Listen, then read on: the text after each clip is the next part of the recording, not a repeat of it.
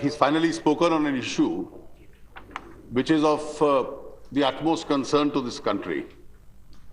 When the honorable members of the ruling benches were clapping and cheering on the statement, I thought that a good news was in the offing.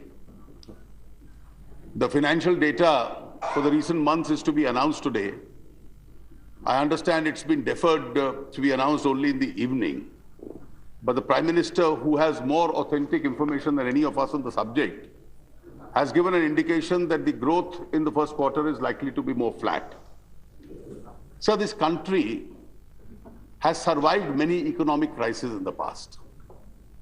We survived the East Asian economic crisis in the late 90s, the slowdown of the earlier part of the last decade. To some extent, we tried to survive even the global financial crisis or the Lehman crisis of the last decade. But there is one fundamental difference. Today, the situation appears to be far gloomy, and the ability of the government and its political leadership to handle this crisis itself has lost confidence not only in the country, but is also losing the confidence of the investing community. And this has happened over the last few years. Let me start with the last point that the Prime Minister made. He emphasized the need for a larger consensus on economic issues. Of course, it's necessary. But then consensus on economic issue emerges out of a political environment. If that political environment for consensus is not built up by the government, on the contrary, it is regularly fractured by the government of the day, then to expect consensus only on economic issues itself will be a daunting and a challenging task. No government can say, I want consultation, I want to be very democratic, but I am a democrat only when in distress. That seems to be the attitude of this government. And therefore, I think it's a lesson for all of us, particularly this government, that in a course of conduct with state governments, with political parties, conduct in this House while conducting the affairs, conduct of its investigative agencies, once it reaches a certain level of fairness and has political acceptability, then despite differences on crucial matters of national interest, there could be consensus, and we'd welcome a consensus of this kind. But if a government regularly breaks and fractures that consensus, then it may be very challenging for it to expect a consensus when in isolation. So this government lost and it's for the Honorable Prime Minister, and that's my question. You blamed global factors for it. You blamed various other factors which have come in. But has the Prime Minister realized that the whole world was warning us?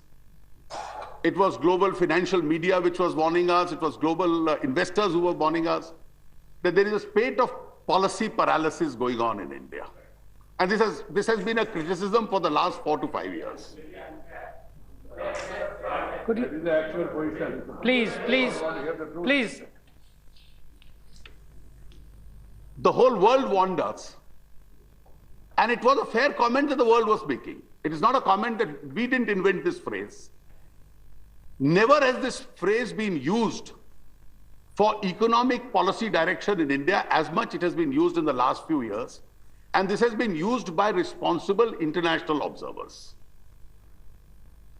Why did we lose the trust of international investors? Why did we lose the trust of domestic investors?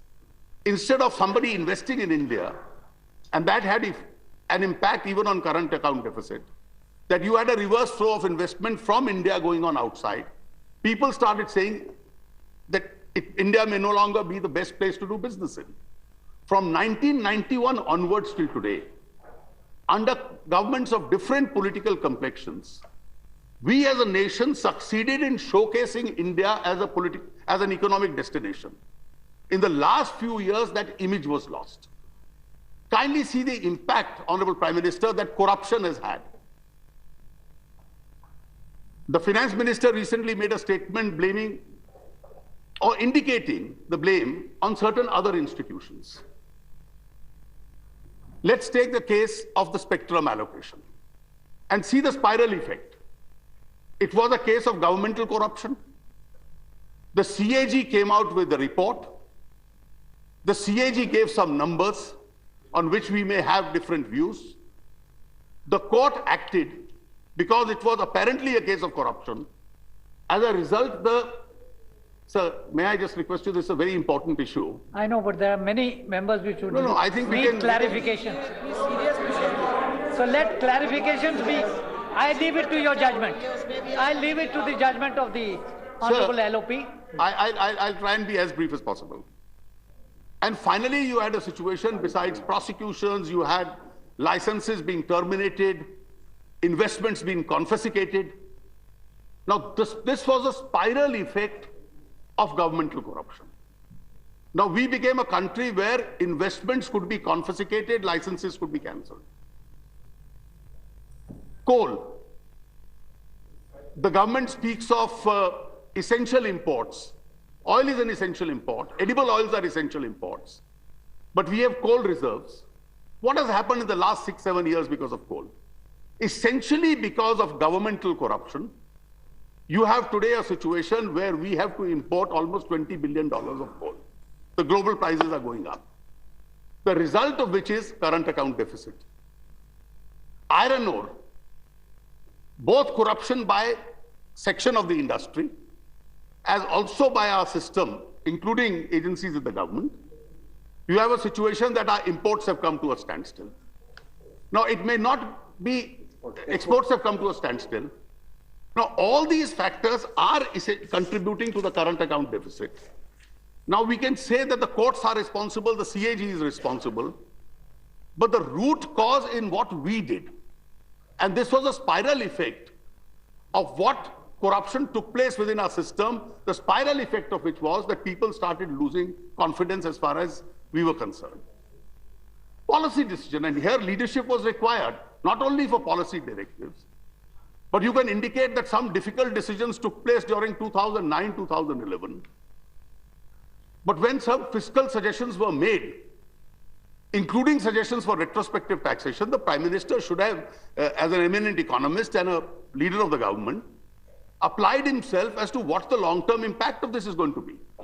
Now, each of these decisions, you lost the trust of global investors, you lost the trust of domestic investors, and therefore merely to say that there are global factors, there is a crisis in Syria, that others are also doing very badly.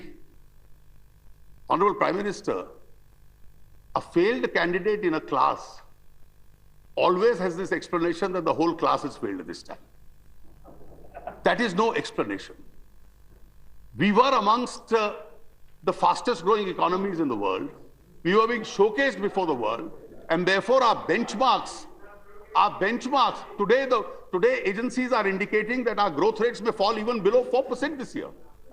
Now, if this is to happen, you'll have to realize that what is the priority of this government? And we'd like a specific answer. You speak in terms of correcting the fiscal deficit. Look at the figures. There was a time when the going was good, and for years together we had a 8 to 9% growth rate. We came down to 2.5, 3% fiscal deficit. And then electoral expenditure was undertaken. As a result of which, from 2.5, you've gone up to 6%. Your revenue deficits went up.